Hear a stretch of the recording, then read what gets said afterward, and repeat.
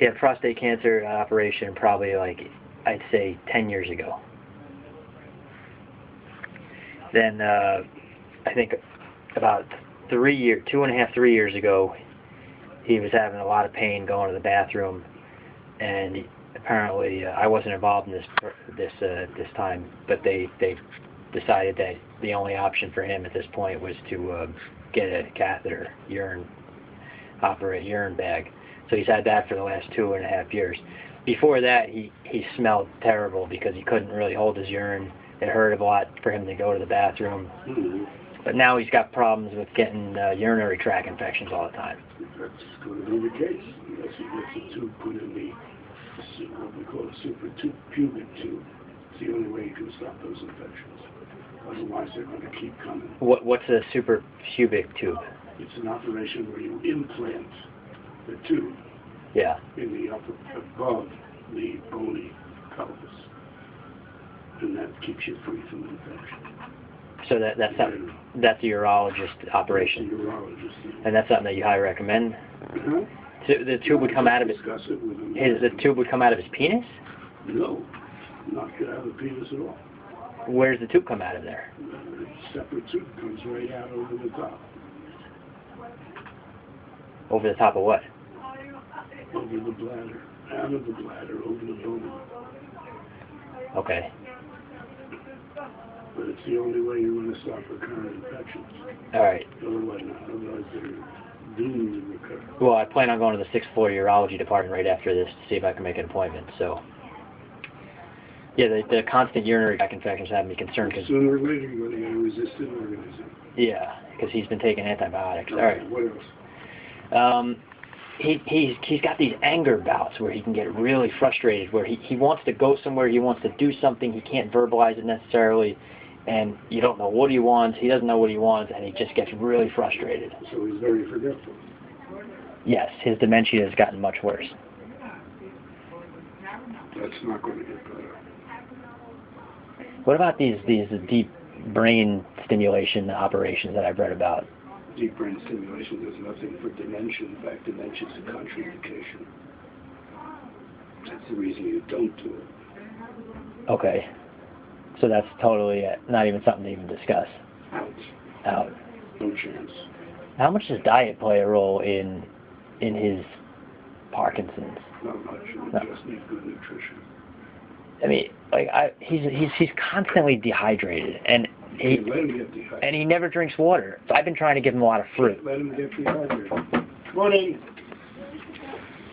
Do not let him get dehydrated. How do you prevent him from getting dehydrated? Force fluids, one way or the other. You got to force fluids. Dad, how you doing? You feeling better? No, but we've been talking about this. It was come to my mind that. Sit down. Have a seat, Dad.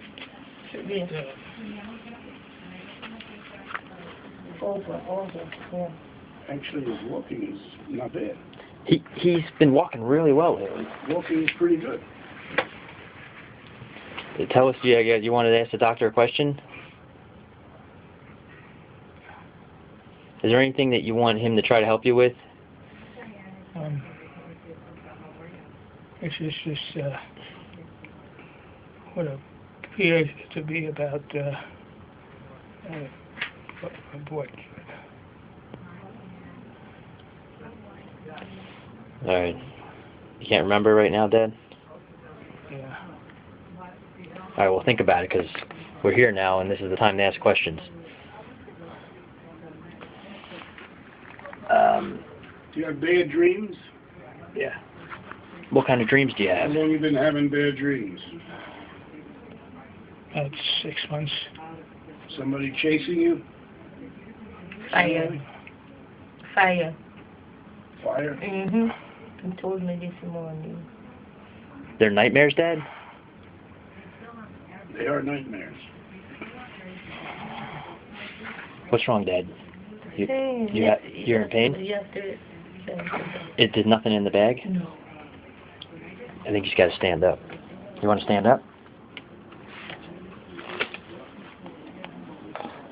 I think you should stay standing because you're having a lot of pain when you sit.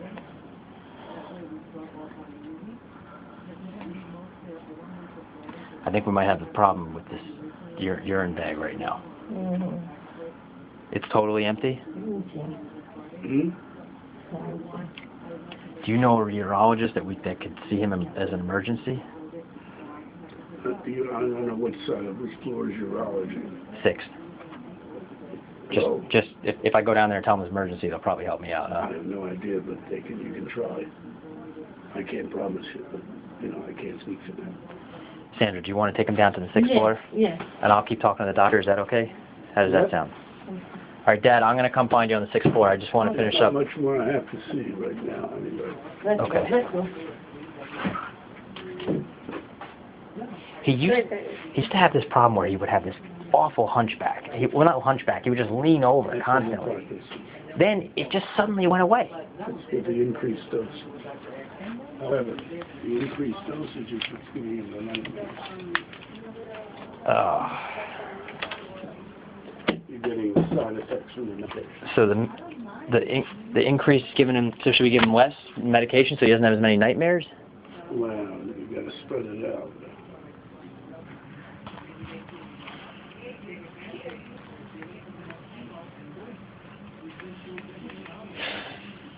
So specifically in terms of diet, you don't have any specific things that he should avoid or try? There's nothing major that he has to avoid in terms of diet, except that when he takes this particular medication, it should be before he eats.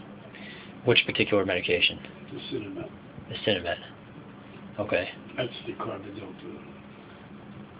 What's the difference? Why do they call it Cinemet and carbidopa? Is one just the trade name? One is a generic and one is a trade name. What's the trade name?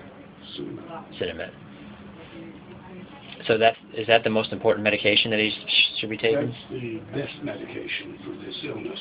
Okay. Others are just ancillary. All right. Why is he taking vitamin D and? That's for bone thinning.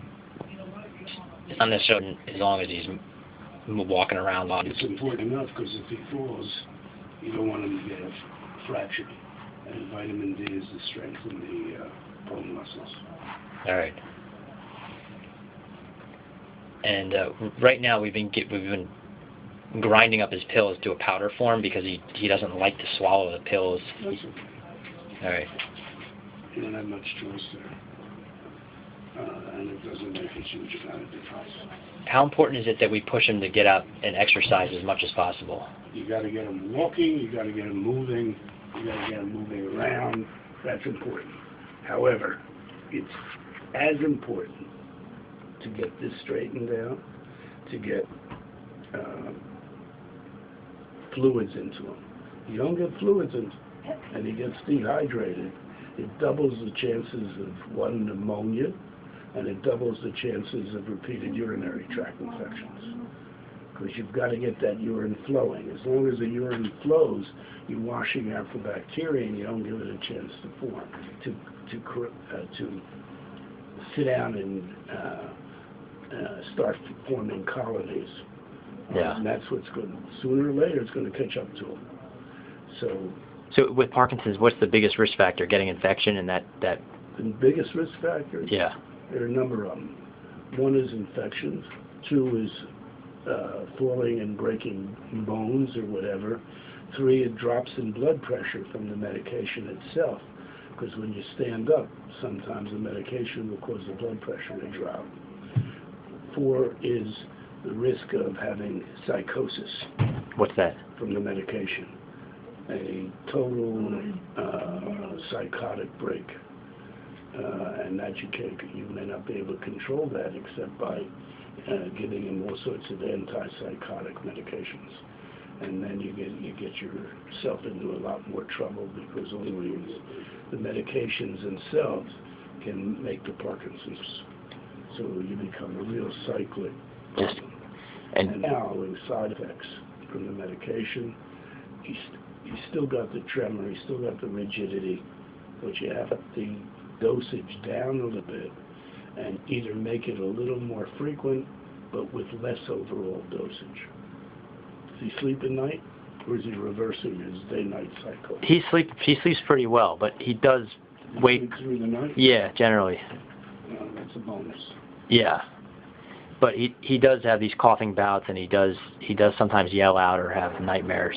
Coughing bouts are probably due partially to aspiration. Maybe he's not swallowing well. Yeah. Not swallowing well, that's the next risk, is that goes down the wrong pipe, and then you get a chemical pneumonia, and then the chemical pneumonia turns into a bacterial pneumonia. And pneumonia for him is probably the most dangerous of infections. So get the urine issue solved, so there's no more urinary tract infections. You get the That's priority number one, it sounds like. Yeah, he may end up with a feeding tube. You may end up giving him a feeding tube as well, because if he can't swallow... He swallows really well now. If he's coughing after he swallows, you've got a big problem. That tells you that he's aspirating. Dr. Gilman. Yes. What? That'll be interesting. Okay.